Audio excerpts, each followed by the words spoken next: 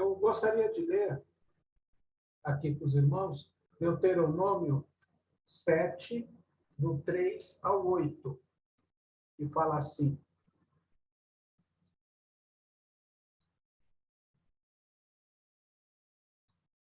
tampouco estabelecerá casamentos com elas, e não darás tua filha ao seu filho, nem sua filha tomarás a teu filho, porque elas fariam com que teu filho deixasse de me seguir para servir a outros deuses, e a ira do Senhor se acenderá contra vós, e vos destruirá repentinamente. Mas assim lidareis com elas, destruireis os seus altares e quebrareis as suas imagens, e derrubareis os seus bosques, e queimareis a fogo suas imagens de escultura. Porque és um povo santo para o Senhor teu Deus. E o Senhor teu Deus te escolheu como povo especial para si mesmo, acima de todos os povos que há na face da terra. E o Senhor, então, derramou o seu amor sobre vós, nem vos escolheu, porque era mais numeroso do que qualquer outro povo. Pois vós éreis menos em número do que todos os povos, mas porque o Senhor vos amou e porque ele desejava cumprir, o juramento que havia jurado aos vossos pais. O Senhor te trouxe com mão forte e te resgatou da casa da servidão, da mão do faraó, rei do Egito. Deus amado, eu te peço que nesta noite, Senhor, o Senhor mande anjos para circular todas as casas representadas aqui nesta live. Senhor, existem irmãos e irmãs que ainda estão vindo do serviço, Senhor. Protejam, Senhor, com anjos guerreiros em volta. Faça corredores de anjos protegendo. Deixe, Senhor, o teu povo invisível aos teus inimigos, Pai. É que eu te peço e te agradeço em nome de Jesus. Amém. Irmãos, nós estamos falando, ultimamente, não dá para ser diferente, sobre guerra. Né? A guerra que está acontecendo, não só essa que está sendo a mais noticiada, mas o pastor Alfeu, com razão, fala da quantidade de guerras que existem no mundo. Né? E só um detalhe, geralmente nessas regiões que existem muitas guerras, não são regiões onde as fronteiras são naturais. Por exemplo, se você olhar o mapa da África, ele é todo retinho. Né? Então, as pessoas que dividiram os países, elas não se preocuparam, por exemplo, em ver quem é que estava lá. Eles faziam um país, nesse país colocavam duas tribos inimigas e deixavam o pessoal se virar lá dentro. Não é só lá, mas se você olhar regiões da Europa Ocidental, regiões até dos Estados Unidos, quando a região é muito retinha, né? Quando a linha é muito retinha, você desconfia de que outra pessoa e não a própria população fez. Essa palavra aqui de Deuteronômio, ela fala sobre julgo desigual. Né? E aí eu quero ver se eu consigo compartilhar aqui com os irmãos. Deixa eu ver aqui se eu consigo entrar. Eu acho que eu não vou conseguir. Depois eu mando no grupo, né? Uma imagem de julgo desigual que eu consegui achar. Essa imagem, eles colocam no julgo um boi e um burro. E aí, o que acontece nessa imagem, né? Do boi e do burro? Acontece que os dois logo se cansam. Por quê? O boi, como é maior, ele vai fazer mais força. O burro, ele também vai fazer força. Mas só que ele está sendo puxado pelo boi. E o que acontece? Os dois, eles vão ficar, como é que eu posso falar? Frustrados. Um porque se empenhou demais, outro porque, apesar de ter se empenhado, não teve, sabe? Não sentiu, ninguém viu o que ele fez. Né? Uma vez eu ouvi um pastor falando, e eu acho que é verdade, a gente se mata pela educação dos filhos, a gente deseja que eles sejam melhores do que a gente. Vamos supor, meu pai não fez faculdade, ele queria que nós fizéssemos, eu consegui fazer, eu não consegui acabar, né? Porque eu não tive dinheiro, mas graças a Deus eu tenho um filho que está fazendo, já está quase, já está da metade para o final, e os gêmeos sonham em fazer faculdade também, entendeu? Então, a gente vai sempre fazer isso. Aí, o Cabra, né, era um pastor do interior de Pernambuco, então ele usa esse termo, né? Aí falou, aí o Cabra vai e passa numa federal, depois de 15 dias você perdeu o seu filho. E quem fala isso é uma pessoa que fez história na PUC, entendeu? Que é muito complicado. E por que eu fiz isso? Porque a guerra agora, não só essa que está tendo lá na Ucrânia e na Rússia, mas também tem a ver com isso, é uma guerra cultural. E essa guerra, nós temos ela todo dia. Entendeu? E ela não é só numa federal que você perde, numa estadual que você perde. Sabe? É quando você está trabalhando, e chega na sexta-feira, o pessoal te chama para happy hour. Não, mas não tem nada a ver. Vamos lá. Só vamos conversar. Né? Ou você, ou seu filho é chamado num trabalho de escola e de lá já vai me dar uma festa. O que eu estou falando não é para que a gente fique numa bolha. Só esse grupo, só os irmãos. Não é isso que eu estou falando. Mas a gente tem que saber aonde está a nossa ligação. Né? Deus, os irmãos. Entendeu? A gente não pode, por um prato de lentilha, já mudar a nossa visão. Se nós lemos Eclesiastes 4, do 9 ao 12, está escrito o seguinte: melhor é serem dois do que um, porque tem melhor recompensa para o seu trabalho. Porque se eles caírem, um levantará o seu companheiro. Mas ai do que estiver só quando cair, porquanto não haverá outro que levante. Também, se dois dormirem juntos, eles se aquecerão. Porém, como poderá um só se aquecer? E se alguém prevalecer sobre ele, os dois lhe resistirão. E o cordão de 3 dobras não se quebra tão depressa. Essa última parte é muito comum em casamento, né, pastor? O pessoal, né, sobre o cordão de 3 dobras, né? Aí, a questão que eu falo em relação à cultura é o seguinte: se você é cristão e o seu companheiro, a sua esposa, seu esposo não é, aí a família entra no estreito. Um perdeu um emprego, ou o salário diminuiu, entendeu? Já não pode mais fazer hora. Vamos supor, o cara ganha R$1.000 por mês, mas faz tanto hora extra que o salário dele pula para 5. Aí a empresa proíbe de fazer hora extra. Aí você entra no estreito. Se os dois tiverem a mesma fé, é mais fácil. Agora, o outro que não é cristão vai chamar você para orar e jejuar? Ou se você chamar seu companheiro, ele vai aceitar? Se o seu sócio não for cristão, e aí a empresa está indo mal das pernas, os dois vão ter paciência no Senhor para tentar reverter, né, a situação?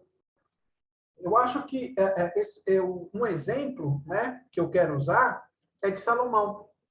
É o exemplo de como a vida caminha. A Salomão são atribuídos 3 livros, né? Cânticos, provavelmente escrito na juventude dele, né, com todo o vigor de um jovem rei. Provérbios, durante a fase adulta, né? Também, eu digo provavelmente porque o livro foi escrito muitos anos depois, né? Então atribui-se a ele isso. E Eclesiastes já na sua velhice. O livro de Eclesiastes é um livro reflexivo, que começa com vaidade, vaidade, tudo é vaidade, né? Então, o que ele reflete nesse livro? Sobre a sua vida, né? Ele teve uma vida feliz? Teve. Teve uma vida próspera? Teve. Ele pediu sabedoria?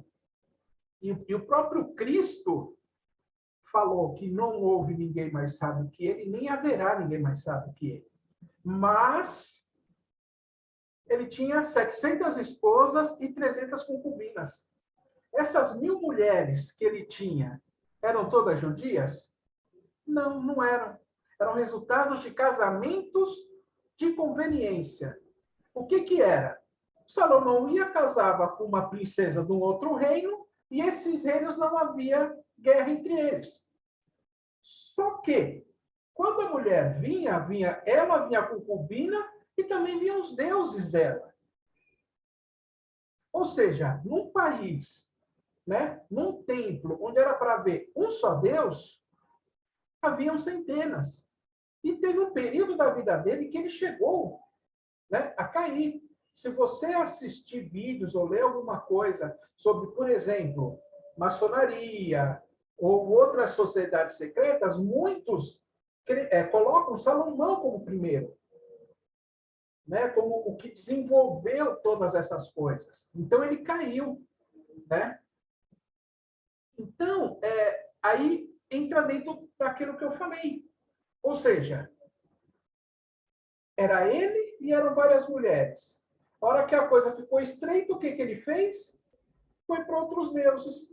E por que as princesas ou as rainhas, não sei qual que era o termo usado, elas estranhavam? Não, elas não estranhavam, porque elas já estavam acostumadas a ter vários deuses. A maioria dos povos daquela época, em volta de Israel, eram povos politeístas, ou seja, tinham vários deuses. Era um deus, o sol era um deus, a lua era um deus, as estrelas eram um deus, se chovia era resultado de um deus, se casava era resultado de um deus, se acontecer alguma coisa era porque um deus ficou bravo. Não, e aí Deus pegou um povo que não era o maior povo, que não era o povo mais forte, e falou: eu quero esse povo para mim. Ele não queria nem rei. Deus não queria nem rei. Ele queria falar direto.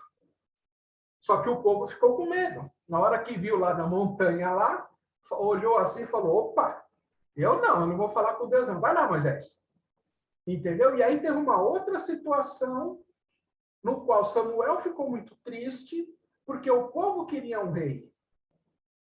Né? Ele era juiz, o povo começou a querer um rei, porque os outros povos tinham um rei e Israel não tinha. Aí Deus falou: calma, porque eles não estão negando você, Samuel, eles estão negando a mim. E aí deu Saul. Saul era o mais alto de todos, né? Dizem que todos os homens batiam no ombro dele, né? E ele era pastor. Só que ele era pastor de quê? De jumento, de mula.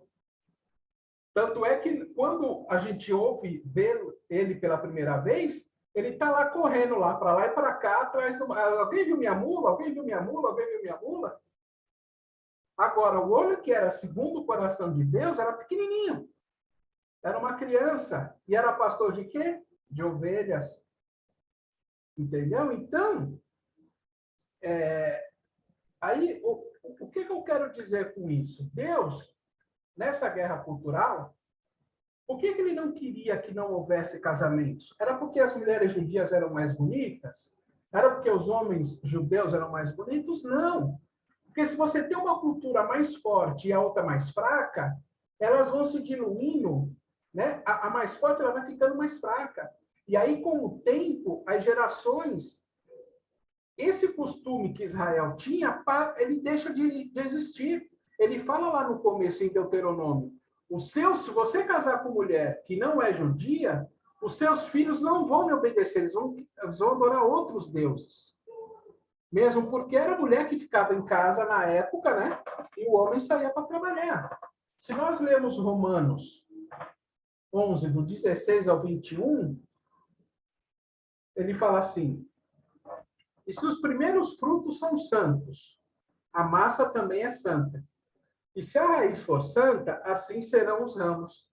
E se algum dos ramos forem quebrados, e tu, isso ele está falando com a gente, o apóstolo Paulo, né? E tu, sendo uma oliveira silvestre, fosse enxertado entre eles e feito participante da raiz e da seiva da oliveira, não te glorie contra os ramos, mas se te gloriareis, não és tu que sustenta a raiz, mas a raiz sustenta a ti. Tu então dirias: os ramos foram quebrados para que eu pudesse ser enxertado. Bem, por sua incredulidade eles foram quebrados. Olha o que aconteceu com Israel. E tu está em pé pela fé, se ele está falando para a gente. Mas não sejas arrogante, mas teme. Porque se Deus não poupou os ramos naturais, que é o povo dele, cuida para que ele não poupe a ti também. Ou seja, não vamos dar mais brecha do que a gente dá hoje em dia. Tá? E já para indo já para o encerramento, o que eu quero falar? É algo cultural. essa guerra, além de cultural, ela é espiritual. Por quê? Porque o objetivo é destruir a cultura judaico-cristã. Tudo que nós vivemos hoje em dia é resultado dessa cultura. Nos últimos 1000 anos, desde a Idade Média para cá, a Igreja Católica Apostólica Romana, ela assumiu algo importante, né, de trazer esse projeto. Porém, ela usou a mesma tática que os romanos. E aí vocês vão entender onde eu quero chegar daqui a pouco. O que os romanos faziam quando eles invadiam um lugar? Eles iam misturando as culturas, que foi o que eu falei acima. Então, passado 2, 3 gerações, a cultura estava misturada e o pessoal não se lembrava como que era antes. E a Igreja Católica fez isso, isso eu não estou falando nenhuma novidade para ninguém. Vamos supor, você pega um São João, você pega um São Pedro, e eu não sei qual é o outro santo, que eu não lembro, né? Das festas juninas. Por que eles fizeram essas festas? Eles faziam uma igreja, né? Eles deixavam lá o pátio da igreja para o pessoal que, quando tinha uma colheita boa, eles iam comemorar a um Deus. Aí eles iam e colocavam esse santo em cima. Se você o exemplo mais clássico é o 25 de dezembro.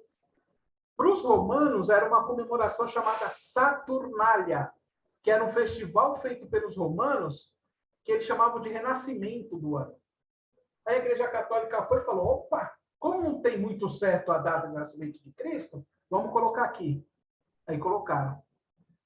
E aí, o que nós, evangélicos, muitas denominações fazem hoje em dia? Vai chegar agora no meio do ano, vai ter Arraial Gospel.